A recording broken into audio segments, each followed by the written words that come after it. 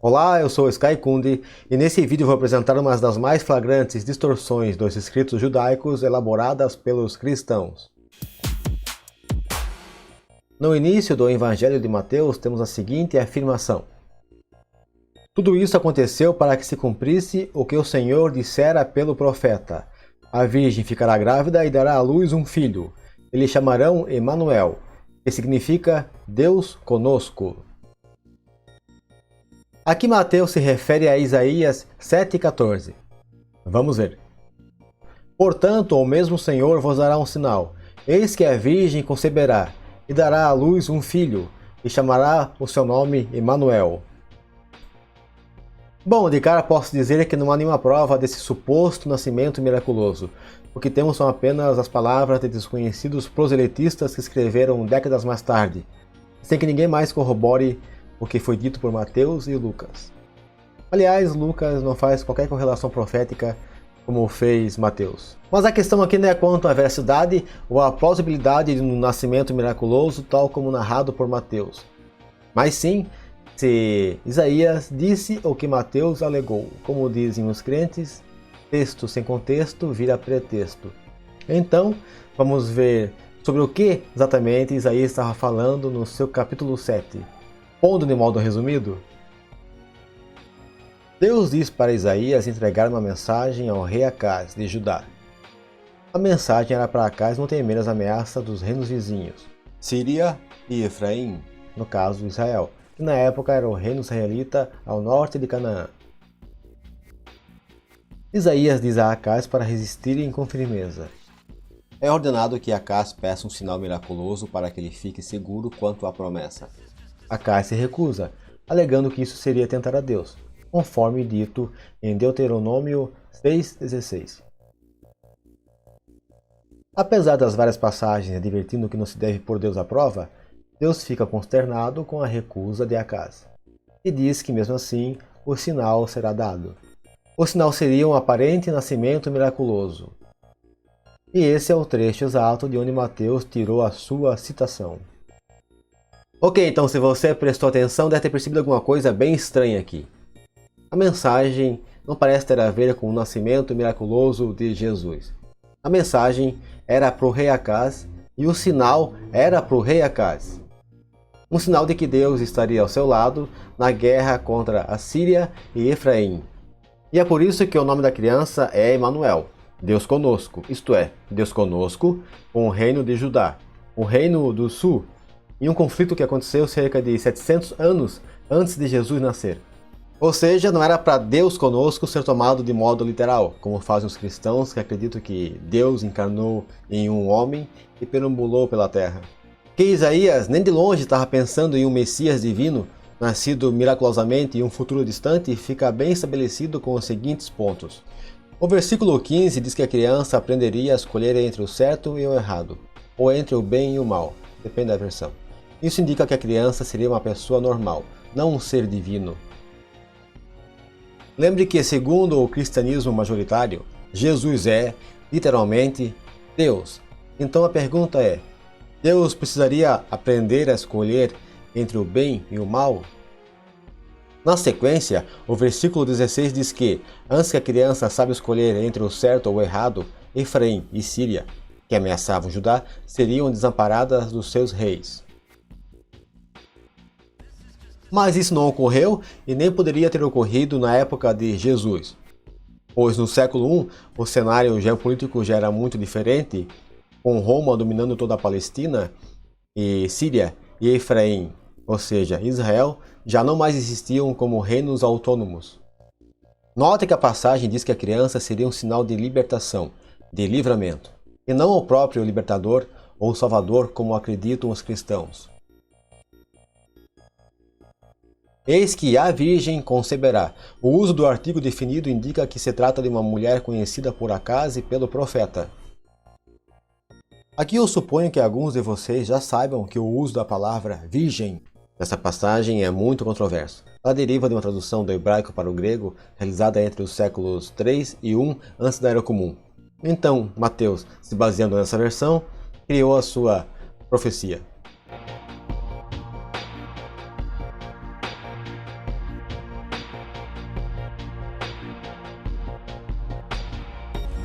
Segundo os estudiosos, a tradução correta é moça, jovem, donzela, ou seja, uma mulher em idade de casar, que até poderia ser, mas não necessariamente seria virgem no momento em que a profecia foi feita.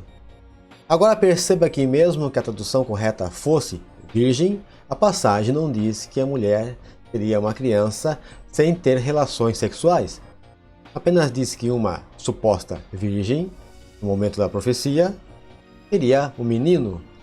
Essa ideia de uma concepção virginal, muito possivelmente, teve forte influência do paganismo, como veremos mais adiante. Atualmente há várias versões que trocaram a palavra virgem, de Isaías 7,14, por jovem, como a prestigiada Bíblia de Jerusalém, e também a nova tradução na linguagem de hoje, cuja versão online traz uma nota a respeito. Continuando. A criança nasce no capítulo seguinte. E fui ter com a profetisa, e ela concebeu e deu à luz um filho. O versículo seguinte confirma que essa é a criança da promessa.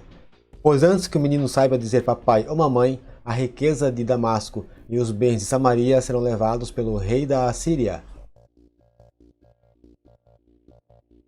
Há uma controvérsia a respeito de quem teria sido essa criança. Teria sido Ezequias, o filho de Acaz, ou teria sido o filho do próprio profeta Isaías? Mas seja como for, isso é irrelevante para nossa questão agora. Pois bem, agora lembre que no início eu disse que não há como comprovar que Maria concebeu sem ter tido relações sexuais. Isso torna a aplicação de Isaías 7,14 a Jesus ainda mais problemática, pois o sinal prometido a Acaz, e por extensão a todo o povo de Judá, seria algo público, até porque não haveria sentido em um sinal secreto, invisível. Por outro lado, a suposta concepção virginal de Jesus em Maria não foi vista por ninguém e muito menos comprovada por ninguém mais, além do que diz Mateus e Lucas.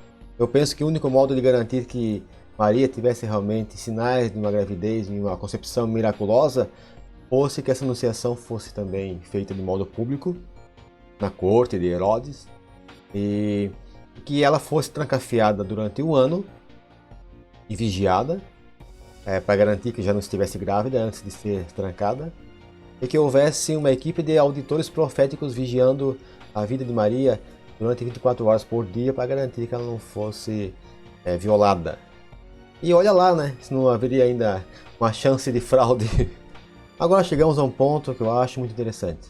A ideia que uma jovem ou virgem dando à luz de modo miraculoso a um rei ou a um homem divino, graças à ingerência de um Deus, não parece estar em sintonia com o imaginário teológico judaico, mas sim com as lendárias concepções teológicas pagãs. Um ótimo exemplo dessas lendas é a que fala sobre o nascimento de Platão. Acompanhe. Platão, o filho de Aristão e Pictione, era um ateniense. Aqui o autor nomeia diversas fontes. Todos dizem que havia em Atenas a história de que, quando Pictione estava pronta para ter filhos, Aristão tentou desesperadamente, mas não conseguiu engravidá-la. Então, após ter cessado seus esforços, ele teve uma visão de Apolo. Desde então, se absteve de qualquer relações até que ela desse à luz uma criança, de Apolo. Diógenes Laércio, Vida dos Grandes Filósofos. Compare com Mateus 1, 18, 25 e Lucas 1, 26, 35. Outros personagens pagãos que, de um modo ou de outro, nasceram da relação entre um deus e uma mortal foram Alexandre o Grande, Hércules, Rômulo e Remo, Dionísio, Esculápio, Aristeu, Perseu, Pitágoras, Apolônio de Tiana. Junte isso aos vários mitos de deusas mães virgens, Estar, Inanna, Ísis, Atena, e temos os ingredientes para serem postos no caldeirão, onde seria cozinhada a composição da história do nascimento miraculoso de Jesus.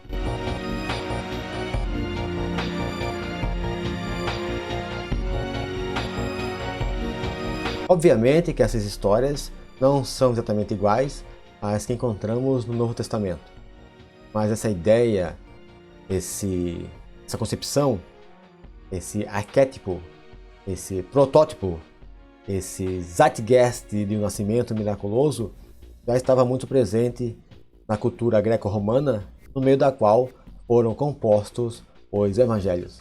Tanto assim é que não há qualquer registro de que os antigos judeus alguma vez interpretaram Isaías 7,14 do modo que fez Mateus. Aliás, nenhum outro escritor bíblico faz isso, nem mesmo Lucas, que também atesta o nascimento miraculoso de Jesus, mas sem fazer qualquer correlação profética.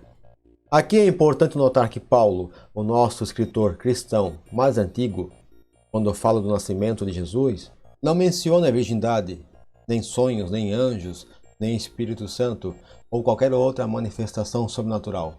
Pelo contrário, em Romanos e Gálatas, ele dá a entender que o nascimento de Jesus ocorreu de modo natural. Mesmo que um ou mais desses pontos que eu apresentei sejam discutíveis, o conjunto probatório revela que Isaías 7,14 não tem nada a ver com uma profecia messiânica e muito menos a ver com o Messias vindo ao mundo através de um nascimento miraculoso, ou seja, nada a ver com Jesus. Mas os cristãos insistem e tentam emplacar uma interpretação histórico-profética, onde alegam que sim, a profecia tem tudo a ver com o reinado de Acás, até porque isso é inegável pelo contexto, mas que também tem a ver com o nascimento miraculoso de Jesus. Isto é, seria uma profecia com duplo cumprimento. E eu recomendo que vocês leiam os argumentos cristãos em defesa da aplicação de Isaías 7,14 a Jesus. Vocês verão um show jamais visto de contorcionismo e forçação de barra hermenêutica. E como recomendação de leitura a respeito desse tema, eu vou indicar o excelente e surpreendente livro O Nascimento Virginal de Eduardo Júnior, que foi de onde eu tirei boa parte da fundamentação para fazer esse vídeo. Aos interessados em adquirir a obra, vou deixar o link na descrição. Ok, fico por aqui. Lembre de deixar o seu apoio para o canal. Até a próxima. Tchau!